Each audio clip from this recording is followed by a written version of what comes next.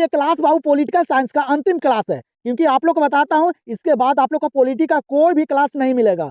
आप लोग के लिए बाबू यहाँ पे मैं पॉलिटिकल साइंस के कुछ ऐसे इंपॉर्टेंट सवाल को शामिल किया हूँ जो बोर्ड एग्जाम में आप लोग को 100% देखने के लिए मिलेगा।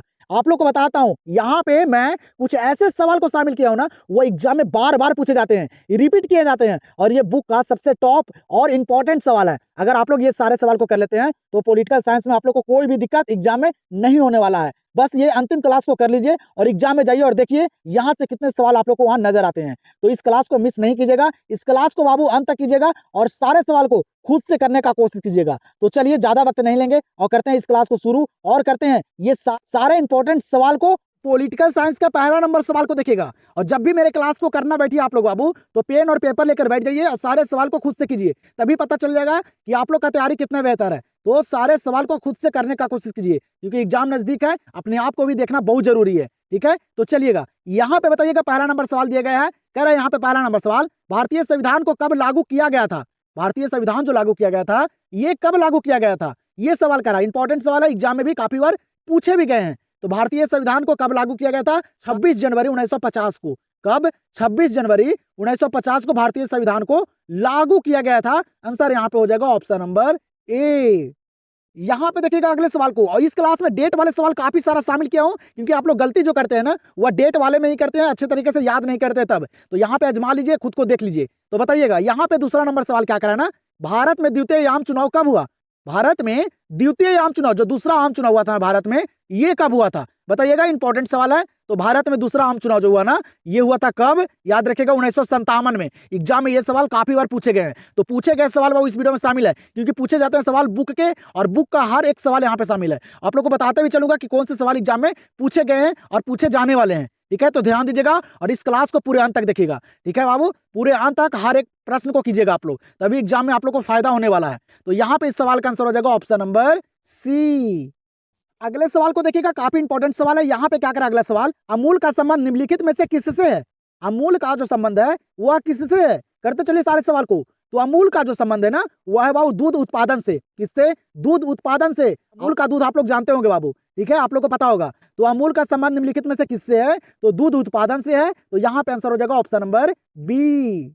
और आप लोग को अभी मैं आसान सा सवाल करवा रहा हूँ, आप लोग को धीरे धीरे मैं लेवल को बढ़ाऊंगा। ठीक है, हार्ड वाले प्रश्न भी आप लोग को करवाऊंगा, सिर्फ आप लोग लास्ट तक सारे सवाल को कीजिएगा, क्योंकि सारा सवाल यहाँ पे गेसिंग किया गया सवाल है और इंपॉर्टेंट सवाल है। आप लोग को पता होगा कि मेरा क्लास जो आता है वह लेट आता है, क्योंकि बाबू मैं गेसिंग करता हूँ, सारे सवाल को देखता हूँ कि कौन से सवाल एग्जाम के लिए इंपॉर्टेंट है और रिलेटेड है। ठीक है, तो अंत तक एक भी सवाल को छोड़िएगा नहीं, सारे सवाल को कीजिएगा, तभी एग्जाम में आप लोग को बाबू देखने के लिए मिलेगा। ठीक है, सारे सवाल यहाँ पे इंपॉर्टेंट है।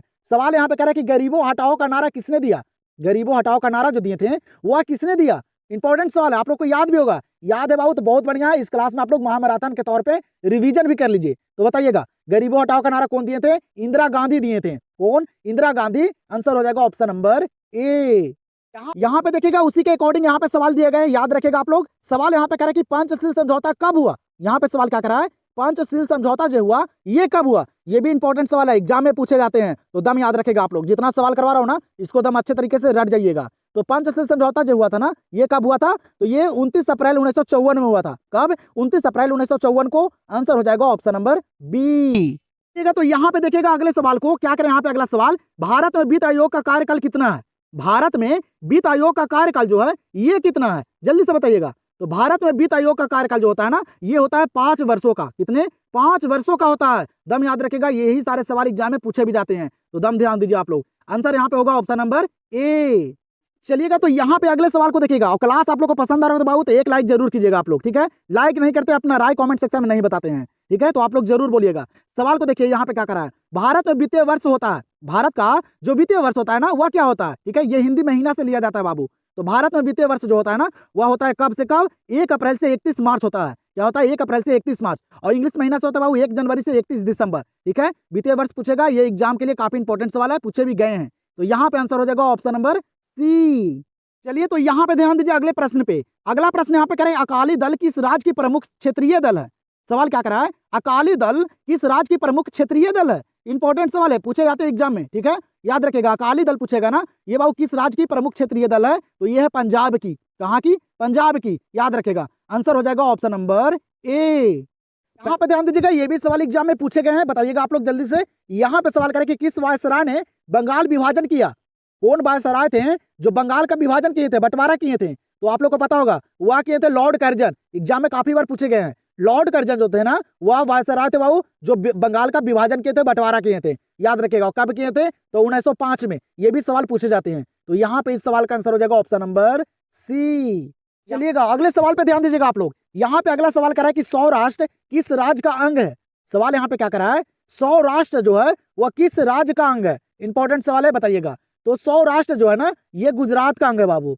कहाँ का? गुजरात का। याद रखेगा, आंसर यहाँ पे हो जाएगा ऑप्शन नंबर डी। यहाँ पे भी ध्यान दीजिएगा, ये भी सवाल को आप लोग याद कर लीजिएगा, एग्जाम में देखने के लिए मिलेगा, क्योंकि बाबू पार्टी से काफी सारे और चुनाव से सवाल पूछे जाते हैं। ठीक है, तो दम याद रखेगा। सवाल यहाँ पे कह रहे 1977 के आम चुनाव के बाद किस पार्टी की सरकार बनी? 1977 में जो आम चुनाव हुआ था ना, उसके बाद किस पार्टी की सरकार बनी थी? आप लोग को पता होगा, 1977 में जो पार्टी बनी थी ना, वह कौन सी पार्टी? तो वह बनी थी जनता पार्टी। कौन सी पार्टी? जनता पार्टी, बीजेपी। आप लोग को पता होगा। तो आंसर यहाँ पे हो जाएगा ऑप्शन नंबर ए। चलिएगा, तो यहाँ पे ध्यान दीजिएगा, ये भी सवाल बाबू एग्जाम में पूछे गए हैं। सवाल यहाँ पे कह रहे हैं कि सर्वोच्च न्यायालय के न्यायाधीश की नियुक्ति कौन करता है?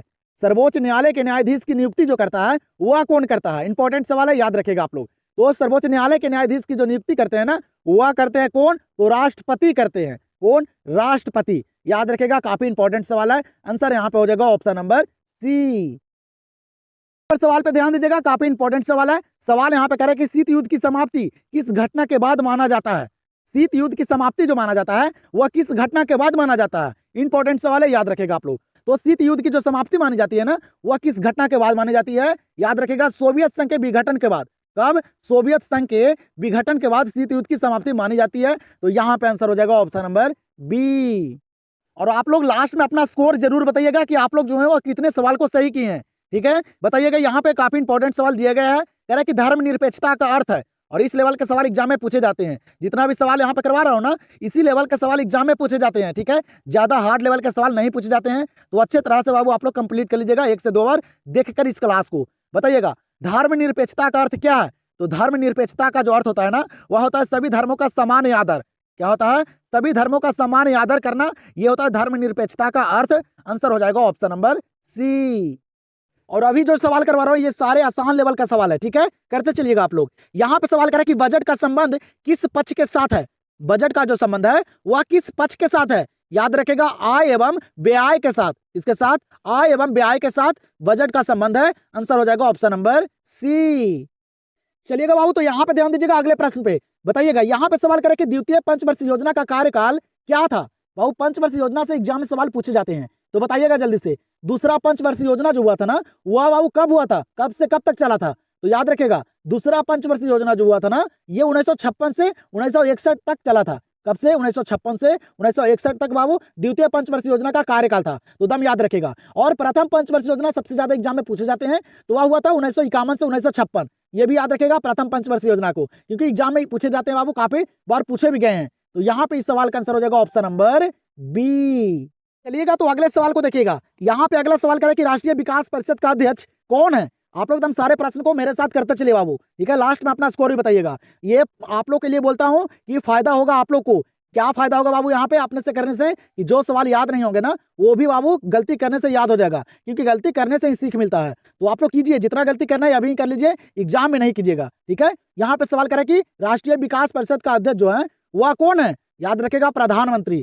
ठीक है, कौन है? प्रधानमंत्री है। आंसर हो जाएगा ऑप्शन नंबर सी। अगला सवाल यहाँ पे देखिएगा, क्या करे अगला सवाल कि पृथ्वी के चारों ओर जैव सक्रियता का पतला आवरण क्या कहलाता है? सवाल यहाँ पे क्या करे कि पृथ्वी के चारों ओर बाबू जैव सक्रियता का पतला आवरण जो कहलाता है, ये क्या कहलाता है? इंपॉर्टेंट सवाल है, इसको भी याद रखेगा बाबू, एग्जाम में पूछे जाते हैं। जो सवाल याद नहीं है उसको रट जाइएगा, यही मौका है, क्योंकि आप लोग को भी पता नहीं है कि कौन सा सवाल एग्जाम में पूछे जा सकते हैं। तो हर एक सवाल इंपॉर्टेंट है, तो हर एक सवाल पे ध्यान देना पड़ेगा। बताइएगा, पृथ्वी के चारों ओर जैव सक्रियता का पतला आवरण जो कहलाता है, ये क्या कहलाता है? याद रखेगा बाबू, जैव मंडल कहलाता है। क्या कहलाता है? जैव मंडल। आंसर हो जाएगा ऑप्शन नंबर सी।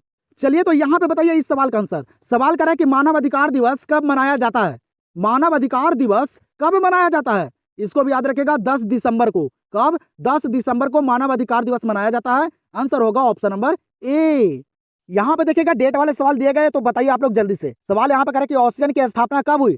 ऑस्ट्रियन की स्थापना जो हुई ये कब हुई? बताइएगा जल्दी से। याद रखिएगा ये 1967 में। कब हुआ था? 1967 में ऑस्ट्रियन की स्थापना हुई थी। और डेट वाले सवाल पे दम फोकस बनाए रखना है, क्योंकि गलती जो करते हैं आप लोग डेट वाले में सवाल में ही करते हैं, ठीक है? तो अच्छे तरीके से याद रखेगा। तो यहाँ पे इस प्रश्न का आंसर होगा ऑप्शन नंबर डी। 21 नंबर सवाल पे ध्यान दीजिएगा। क्या करें यहाँ पे? 21 नंबर सवाल, ओजोन परत का नुकसान निम्नलिखित में से किस गैस के ज्यादा उत्सर्जन से हो रहा है? सवाल यहाँ पे क्या करें ना, ये ओजोन परत का जो नुकसान हो रहा है ना ऊपर में, वो अब सबसे ज्यादा किस गैस के उत्सर्जन से हो रहा है? याद रखेगा क्लोरीन गैस के। किस गैस के? क्लोरीन गैस के उत्सर्जन से सबसे ज्यादा बाबू ये ओजोन परत का नुकसान हो रहा है। तो यहाँ पे इस सवाल का आंसर हो जाएगा ऑप्शन नंबर बी। यहाँ पे देखिएगा इस सवाल को, ये भी सवाल बाबू एग्जाम में पूछे गए हैं। सवाल यहाँ पे कह रहा है कि योजना आयोग कब भंग किया गया? सवाल यहाँ पे कह रहा है ना कि योजना आयोग कब भंग किया गया? भंग जो किया गया था ना योजना आयोग, ये किया गया था 2014 में। कब? 2014 में। याद रखेगा। तो यहाँ पे आंसर हो जाएगा ऑप्शन नंबर सी। चलिएगा अगले सवाल को देखिएगा, उसी लेवल का सवाल है। यहाँ पे सवाल करे कि योजना आयोग की स्थापना कब हुई? बाबू आप लोग को बताया था कि योजना आयोग का भंग कब किया गया था? 2014 में। लेकिन यहाँ पे सवाल करे कि योजना आयोग की जो स्थापना हुई थी ये कब हुई थी? दोनों सवाल को याद रखेगा अच्छी तरह से, ठीक है? डेट वाले में कंफ्यूजन ना हो, ठीक है? भंग किया गया था 1914 में, और योजना आयोग की स्थापना जो की गई थी ना, ये की गई थी 15 मार्च 1950 को। कब? 15 मार्च 1950 को। आंसर हो जाएगा ऑप्शन नंबर डी। यहाँ पे देखिएगा ये भी इंपॉर्टेंट सवाल है, पूछे गए सवाल। बताइएगा कह रहे कि भारत में किस प्रकार की अर्थव्यवस्था को अपनाया गया है? सवाल यहाँ पे कह रहा है कि भारत में किस प्रकार की अर्थव्यवस्था है, ठीक है? बताइएगा। तो भारत में किस प्रकार की अर्थव्यवस्था है? तो मिश्रित अर्थव्यवस्था। भारत में मिश्रित अर्थव्यवस्था है बाबू, एग्जाम में पूछे जाते हैं, तो दम याद रखेगा। तो यहाँ पे इस सवाल का आंसर क्या हो जाएगा? Option number C. और आप लोग बाबू मेरे साथ सारे सवाल को करते चलिए, ठीक है? मैं ये भी देखना चाहता हूँ कि कितने सवाल को यहाँ पे आप लोग सही कर पाते हैं। इसी अकॉर्डिंग आप लोग बोर्ड एग्जाम में भी करके आएंगे, ठीक है? तो सारे सवाल को करते चलिएगा। सवाल यहाँ पे देखिए क्या कर रहा है। भारत पाकिस्तान के बीच शिमला समझौता कब हुआ? भारत और पाकिस्तान के बीच जो शिमला समझौता हुआ था ये कब हुआ था? ये भी इंपॉर्टेंट सवाल है, तो दम याद रखेगा। ये हुआ था कब? 1972 में। कब हुआ था? 1972 में भारत और पाकिस्तान के बीच कौन सा समझौता? तो शिमला समझौता हुआ था। तो यहाँ पे इस प्रश्न का आंसर क्या होगा? Option number B. 26 नंबर सवाल पे ध्यान दीजिएगा आप लोग। यहाँ पे 26 नंबर सवाल क्या कर रहा है? शीत युद्ध की शुरुआत कब से माना जाता है? शीत युद्ध की जो शुरुआत माना जाता है वह कब से माना जाता है? इंपॉर्टेंट सवाल है, बताइएगा आप लोग। तो शीत युद्ध की जो शुरुआत मानी जाती है ना, वह मानी जाती है 1945 के बाद से। कब से? 1945 के बाद से शीत युद्ध की शुरुआत मानी जाती है। तो इसको भी याद रखेगा, इंपॉर्टेंट सवाल है। तो यहाँ पे इस सवाल का आंसर हो जाएगा ऑप्शन नंबर ए। चलिएगा तो यहाँ पे देखिएगा अगले प्रश्न को। यहाँ पे सवाल करे कि कौन से दो गुटों के बीच शीत युद्ध चला? इंपॉर्टेंट सवाल है, बताइएगा कौन से दो गुटों के बीच शीत युद्ध चला था? तो इसको याद रखेगा, इंपॉर्टेंट सवाल एग्जाम में देखने के लिए मिलेगा आप लोग को। तो गुट जो दो गुट बने थे ना, जिसके बीच शीत युद्ध जो चला था ना, वह चला था अमेरिका और सोवियत संघ के बीच। किसके बीच? अमेरिका और सोवियत संघ के बीच बाबू शीत युद्ध चला था। तो इसको हम याद रखेगा, आंसर यहाँ पे हो जाएगा ऑप्शन नंबर सी। चलिएगा तो आप लोग यहाँ पे ध्यान दीजिएगा, ये सवाल को देखिएगा। यहाँ पे सवाल करके 18वां सार्क सम्मेलन कहाँ हुआ था? सारा सवाल यहाँ पे इंपॉर्टेंट है बाबू, तो आप लोग लास्ट तक सारे सवाल को करके जाइएगा। अगर अच्छे मार्क्स लाना है ना तो पढ़ना पड़ेगा, हर एक सवाल पे फोकस करना पड़ेगा। एग्जाम जो है ना वो काफी नजदीक है, तो इसीलिए आप लोग को बोल रहा हूँ बाबू, अच्छे मार्क्स लाना है, ठीक है? तो आप लोग दम सारे क्लास को अटेम्प्ट कीजिए और हर एक सवाल पे फोकस बनाए रखिए। सवाल यहाँ पे करे कि 18वां सार्क सम्मेलन कहाँ हुआ था? 18वां सार्क सम्मेलन जो हुआ था ये कहाँ हुआ था? तो इसको याद रखिएगा, ये काठमांडू नेपाल में हुआ था। कहाँ? काठमांडू नेपाल में। इंपॉर्टेंट सवाल है, हर एक सवाल इंपॉर्टेंट है। तो यहाँ पे आंसर हो जाएगा ऑप्शन नंबर बी। यहाँ पे देखिएगा ये भी सवाल एग्जाम में पूछे गए हैं, तो थोड़ा सा ध्यान दीजिएगा आप लोग। सवाल यहाँ पे कह रहा है कि नीली जींस की संस्कृति किस देश की संस्कृति है? सवाल यहाँ पे कह रहा है कि नीली जींस की संस्कृति जो है ये किस देश की संस्कृति है? एग्जाम में पूछे गए हैं, तो याद रखेगा आप लोग। ये है वो संयुक्त राज्य अमेरिका का। कहाँ का? संयुक्त राज्य अमेरिका का है नीली जींस की संस्कृति। तो यहाँ पे आंसर हो जाएगा ऑप्शन नंबर डी।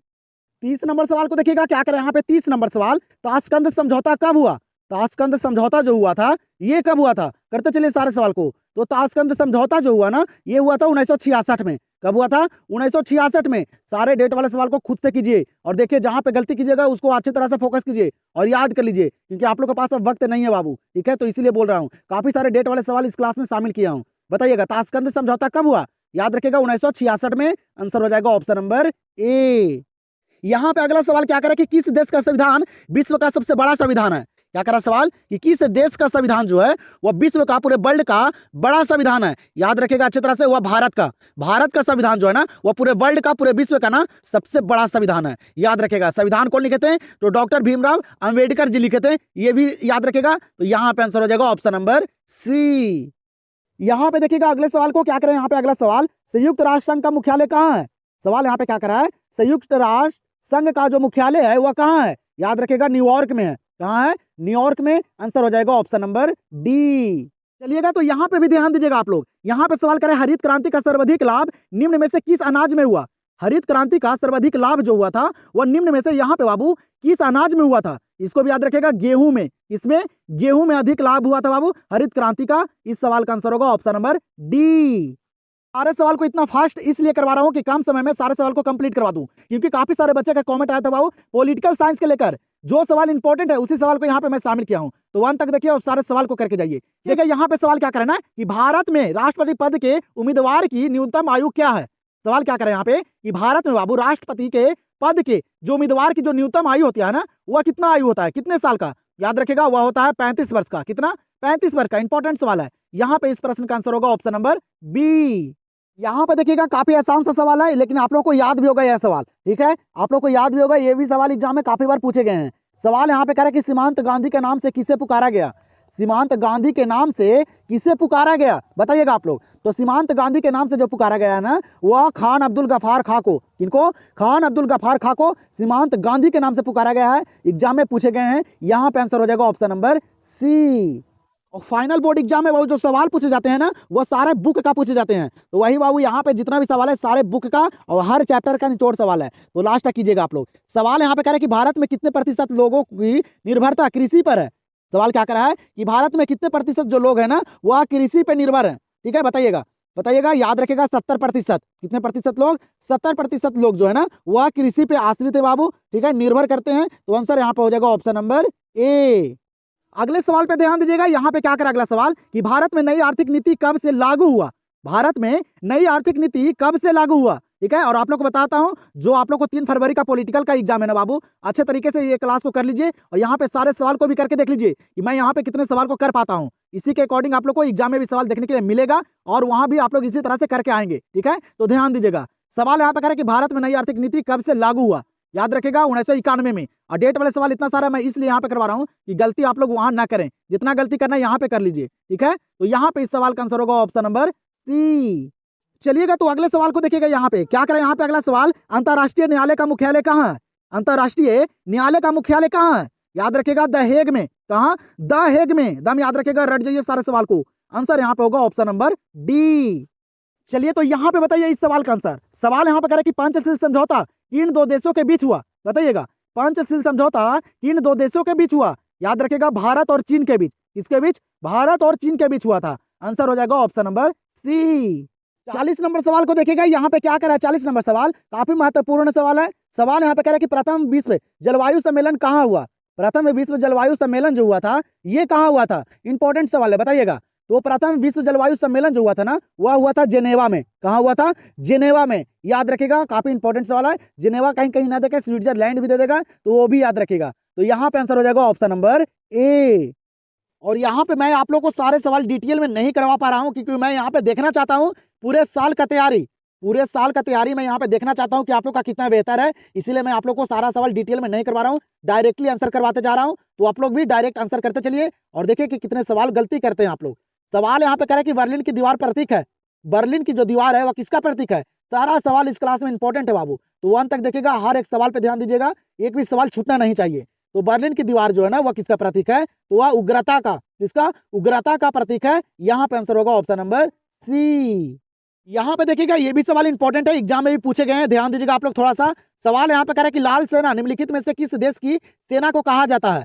लाल सेना जो कहा जाता है वह निम्नलिखित में से यहाँ पे बाबू किस देश की सेना को कहा जाता है? ऑप्शन को पढ़िए और बताइए जल्दी से, बताइए जल्दी से कि लाल सेना जो कहा जाता है ना वह किस देश की सेना को कहा जाता है? एग्जाम में भी पूछे गए हैं। तो याद रखेगा, सोवियत संघ की सेना को, किसकी? सोवियत संघ की सेना को लाल सेना कहा जाता है। यहाँ पे आंसर हो जाएगा ऑप्शन नंबर बी। चलिएगा इस सवाल को भी देखिएगा। सवाल यहाँ पे कह रहा है कि 1974 की रेल हड़ताल के नेता कौन थे? 1974 में जो रेल हड़ताल हुआ था उसके नेता कौन थे? ये सवाल यहाँ पे कर रहा है। तो इसको भी याद रखेगा कि 1974 में जो रेल हड़ताल हुआ था ना, उसके जो नेता थे वह थे जॉर्ज फर्नांडिस थे, वह बाबू रेल हड़ताल के नेता जो 1974 में हुआ था। तो यहाँ पे आंसर होगा ऑप्शन नंबर सी। चलिएगा यहाँ पे ध्यान दीजिएगा अगले सवाल पे। सवाल यहाँ पे कह रहा है कि माउंटबेटन योजना का संबंध निम्नलिखित में से किससे है, बताइएगा। माउंटबेटन योजना का जो संबंध है वह निम्नलिखित में से यहाँ पे किससे है, तो याद रखेगा भारत का विभाजन से। किससे? भारत का विभाजन से माउंटबेटन योजना का संबंध है। तो इंपॉर्टेंट सवाल है, इसको भी याद रखेगा आप लोग। यहाँ पे आंसर हो जाएगा ऑप्शन नंबर ए। चलिएगा तो यहाँ पे अगले सवाल पे ध्यान दीजिएगा। यहाँ पे सवाल क्या कर रहा है ना, संयुक्त राष्ट्र के अंगों की संख्या कितनी है। क्या कर रहा है यहाँ पे सवाल, संयुक्त राष्ट्र के अंगों की संख्या जो है वह कितनी है, कितने संयुक्त राष्ट्र संघ हैं। तो याद रखेगा वह है कितने, तो 6 हैं। कितने? 6 हैं। आंसर हो जाएगा ऑप्शन नंबर बी। यहाँ पे ध्यान दीजिएगा, ये भी सवाल एग्जाम में पूछे गए हैं, तो दम याद रखेगा आप लोग। सवाल यहाँ पे करे कि हिरोशिमा और नागासाकी पर अणु बम का प्रयोग कब किया गया था। हिरोशिमा और नागासाकी पे ना जो परमाणु बम, जो अणु बम गिराया गया था, ये कब गिराया गया था, बताइएगा। तो आप लोग याद रखेगा, ये सवाल एग्जाम में भी काफी बार पूछे गए हैं, तो दम ध्यान दीजिएगा आप लोग। डेट वालों को दम रट जाइए बाबू, कि गलती वहां ना कर पाए, ठीक है। जितना गलती करना है यहाँ पे आप लोग कर लीजिए, एग्जाम ये गलती नहीं होना चाहिए। तो हिरोशिमा और नागासाकी पर जो अणु बम गिराया गया था ना, वह गिराया गया था कब, 1945 में। कब गिराया गया था, 1945 में। आंसर हो जाएगा ऑप्शन नंबर सी। यहाँ पे देखिए, ये भी सवाल इंपॉर्टेंट है। सवाल यहाँ पे क्या करा है, 20 सूत्री कार्यक्रम किस प्रधानमंत्री से संबंधित है। 20 सूत्री कार्यक्रम जो है ये किस प्रधानमंत्री से संबंधित है। उस टाइम कौन थे बाबू प्रधानमंत्री जो 20 सूत्री कार्यक्रम किए थे, ठीक है। 20 सूत्री कार्यक्रम किए थे, बताइएगा। तो याद रखेगा इंदिरा गांधी। कौन थे, इंदिरा गांधी थे। आंसर हो जाएगा ऑप्शन नंबर बी। यहाँ पे देखिएगा अगले सवाल को क्या करें, यहाँ पे अगला सवाल, भारतीय निर्वाचन आयोग का गठन किया गया। सवाल यहाँ पे क्या करा है, भारतीय निर्वाचन आयोग का जो गठन किया गया था, ये कब किया गया था। इंपॉर्टेंट सवाल है, तो याद रखेगा ये किया गया था जनवरी 1950 को। कब, जनवरी 1950 को भारतीय निर्वाचन आयोग का गठन किया गया। आंसर हो जाएगा ऑप्शन नंबर सी। चलिएगा तो यहाँ पे देखिएगा, इस सवाल को क्या करें, यहाँ पे सवाल 1937 ईस्वी में डॉक्टर भीमराव अम्बेडकर ने किस पार्टी की स्थापना की। सवाल यहाँ पे क्या करा है, 1937 ईस्वी में डॉक्टर भीमराव अम्बेडकर ने किस पार्टी की स्थापना किए थे। तो 1937 में जो स्थापना किए थे ना, वह किए थे रिपब्लिकेशन पार्टी की स्थापना। इसका रिपब्लिकेशन पार्टी की स्थापना 1937 में किए थे। और कौन, तो भीमराव अम्बेडकर जी किए थे। तो यहाँ पे आंसर हो जाएगा ऑप्शन नंबर ए। यहाँ पे देखिएगा अगले सवाल को क्या करें, यहाँ पे अगला सवाल, समाजवादी पार्टी की स्थापना किसके नेतृत्व में किया गया था, बताइएगा। समाजवादी पार्टी की जो स्थापना किया गया था ना, वह किसके नेतृत्व में किया गया था। तो याद रखिएगा वह किया गया था जयप्रकाश नारायण के। इनके समाजवादी की पार्टी की जो स्थापना किया गया था ना, वह जयप्रकाश नारायण के नेतृत्व में किए गए। आंसर हो जाएगा ऑप्शन नंबर ए। चलिए तो आप लोग कमेंट सेक्शन में बताइए कि ये क्लास करने में आप लोग को मजा आया कि नहीं आया। यहाँ पे ये सारे सवाल इंपॉर्टेंट थे कि नहीं थे। आप लोग को बाबू कल के पेपर में ये सारे सवाल देखने के लिए मिलेगा, ठीक है। तो आप लोग से अनुरोध है, इस क्लास को 1 से 2 बार देख लीजिएगा, सारा सवाल अच्छे तरीके से कंप्लीट हो जाएंगे, ठीक है। और आप लोग जाइए बोर्ड एग्जाम में अच्छे मार्क्स लाइए बाबू, अच्छे तरीके से सारे सवाल को करके आइएगा, ठीक है। वीडियो पसंद हो तो वीडियो को लाइक कीजिएगा, चैनल से नहीं जुड़े चैनल से जुड़े रहिए। और जितना भी सवाल मैं करवाता हूँ आप लोग को, हर एक सब्जेक्ट का क्लास यहाँ पे मैं दूंगा, जैसे जैसे आप लोग का एग्जाम रहेगा वैसे वैसे। तो आप लोग इस चैनल से जुड़ना नहीं भूलेगा। तो चलिए मिलते हैं अब अगले क्लास में।